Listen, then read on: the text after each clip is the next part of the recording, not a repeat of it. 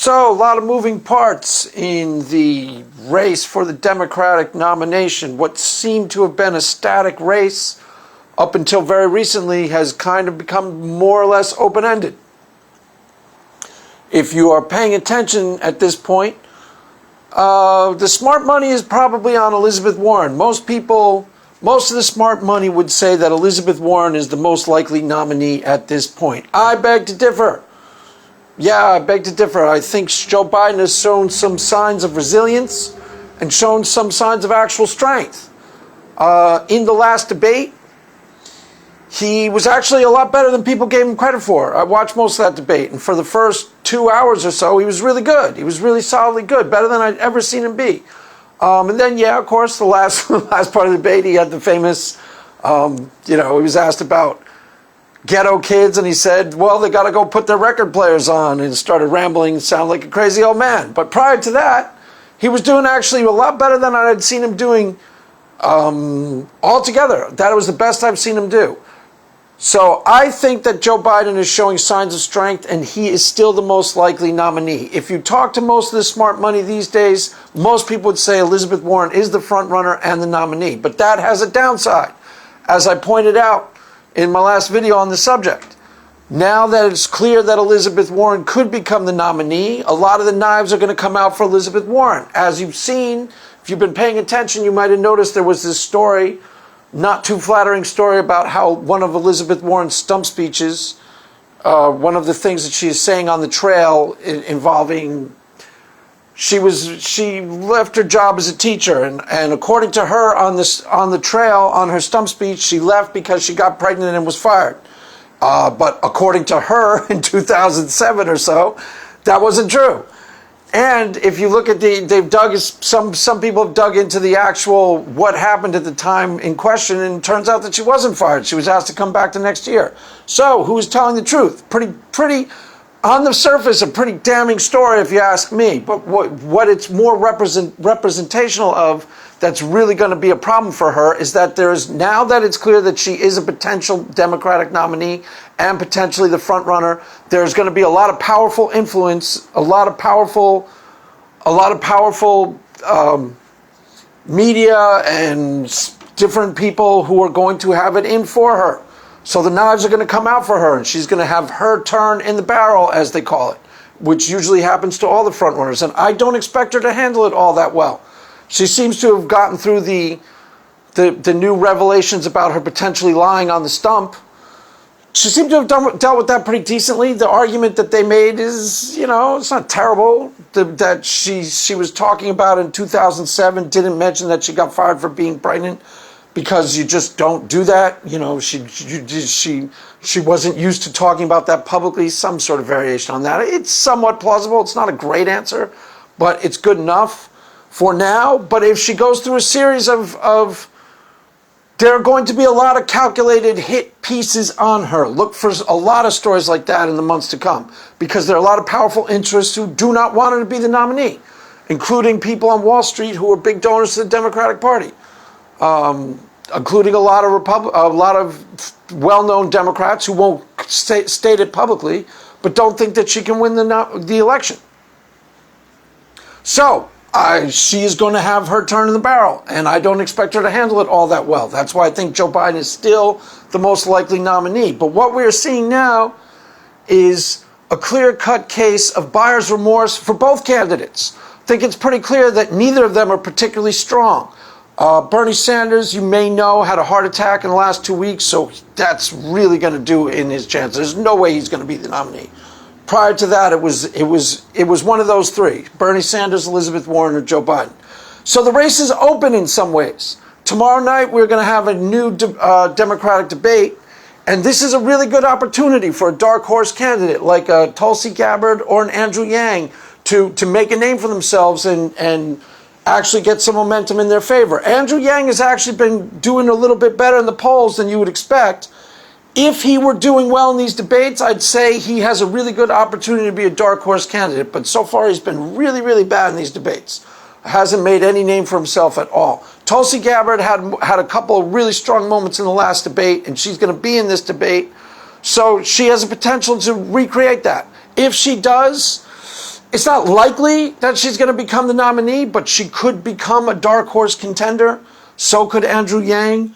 Those are about the only two people I see of any real chance of shaking up the race. The other thing that could potentially happen, which I think is fairly plausible, there's a lot of noise about Hillary Clinton entering the race, or John Kerry, or Michael Bloomberg. Any of those three things could happen, and I think any of them could win the nomination if they enter the race. If I were Hillary Clinton, if I were advising Hillary Clinton, I would tell her to get in the race. She has as good a chance of winning the nomination as Elizabeth Warren or Joe Biden. Why? Because I'm starting to sense buyer's remorse for both of those candidates. Both of them show some real signs of weakness. Elizabeth Warren has some ideas. If you're a fan of Elizabeth Warren, you should look more closely at some of the things that she's actually proposing. Some of them are reasonable and I actually favor, like breaking up big tech, breaking up Facebook, things like that. But some of them are really, really scary and out there. A lot more. She's got a lot of ideas. There's this idea that there was an editorial about in the Wall Street Journal that was absolutely abysmal. And more importantly, there's zero chance that she's going to get any of it enacted. Remember when the first time Obama ran for president in 2008, he won with with the wind at his back, and he had strong majorities in both houses, in both chambers, and even he couldn't do all that much. He passed Obamacare, and that pretty much obliterated the Democrats in the 2010 elections. Was it 2010? Yeah, it was 2010. The 2010 elections. That's the rise of the Tea Party. That was direct result of Obamacare. That was the only thing that he was able to accomplish. And he was really, really popular. And it was a change election. And he had the wind at his back. He had the fawning media. He was really charismatic and powerful at that particular time, 2008. Remember, Obama in 2008, if you might have forgotten this, but he was supposed to set the world on fire. It was supposed to be a combination of Martin Luther King Jr. and JFK. And yeah, I swear to God, back then that's how people were looking at him. He was supposed to be this new savior figure in American politics. And yeah, he turned out to be a fairly mediocre president. But the only reason I'm bringing this up is that there's no chance on earth Elizabeth Warren does not have close to the charisma of Barack Obama at his peak. And he couldn't enact anything all that transformational. Obamacare was as much as he could get past, and that was a real struggle, and it cost him. It cost him a lot. It cost him a big 2010. That was the rise of the Tea Party, and he got shellacked in that particular midterm election. So I don't imagine, even if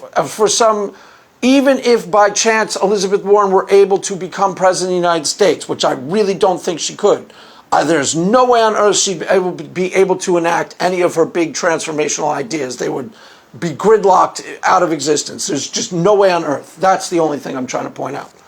So, that said, I think she's going to struggle to win the nomination, more so than people think now, because the reason why people think she's strong now is because she's the only one who's ran anything close to a decent campaign. The rest of the campaigns have been absolutely terrible, including Joe Biden's. But that doesn't mean it's actually all that good of a campaign. So, we'll see. I still think Joe Biden, if nobody else enters the race, Joe Biden is still the most likely nominee because he's showing signs of strength. The Elizabeth Warren's enemies are now going to start aligning themselves to try to take her down, and I don't expect her to handle that all that well. I really don't. When the Pocahontas thing came up, she handled that really badly. Really, really, really badly. She handled that about as poorly as it was possible to handle. She went out of her way to take a blood test and put on TV the results, and it went really poorly for her. So I don't expect her to handle being the center of attention, the one who everyone is trying to beat, the one who everybody is gunning for. I don't expect her to handle that well at all. Joe Biden has been okay at it, to tell you the truth. But that's really what's going on. Buyer's remorse on both of those candidates, they're not that strong. That's the real reason for impeachment, by the way. It's the real reason why impeachment has been being pushed, and why impeachment, even though, at the darkest, I've said this before, I'll say this again, and I won't bring it up too often, but I think impeachment is a big mistake, both morally and politically. The darkest possible interpretation of what Trump did in that particular phone call, even if you interpret it, give him, with zero charitable with you ascribe to him the darkest possible motives and the darkest possible thing, that he actually withheld the Ukrainian aid and was strong-arming him to investigate Joe Biden. Even that isn't really an impeachable offense, not even really close. It's really not. Honestly, it's really not. You got to look into the history of presidential politics. Iran-Contra, nobody ever talked about impeaching Ronald Reagan. It was 100 times worse. It was a lot worse than that. The reason why impeachment went through in the Nixon era was the Saturday Night Massacre. Outside of that, even Watergate wasn't an impeachable offense. What the part of Watergate that really got him into trouble was the cover-up. It wasn't his actual involvement or knowledge of the original break-in. It was the cover-up that got him into trouble, the paying out of hush money, things like that. But it wasn't till the Saturday Night Massacre that it actually rose to the level of an impeachable offense. Nixon wound up resigning. Why? Because he would have actually been impeached. The Saturday Night Massacre, if you don't know, was the firing of Special Prosecutor Archibald Cox. Basically what Nixon did was fire the guy who was assigned to investigate him. Now that's an actual constitutional crisis. The word has been thrown around a lot nowadays. It's totally meaningless. Back then that was meaningful. That is a president saying, I'm above the law. There's a special prosecutor assigned to investigate you, the president, and you fire him. That's actually a constitutional crisis. That's the president trying to assert authority above what the law has given him, trying to be above the law. So that was real. And Nixon would have been impeached, so he resigned. The Bill Clinton thing was a farce. It was a total farce, just like this one is. There was no way that it was not an impeachable offense. And honestly, the Bill Clinton thing was worse than this one. It really was. Bill Clinton at least did crimes, felony. He did actually commit a felony, which is actually the felony of perjury, which is actually a crime. Now, when they put perjury on the books as a crime, they weren't saying lying to investigators about your what you did sexually. That's not what perjury was intended for. It was intended for lying to cover up evidence. So it was technically a crime, though.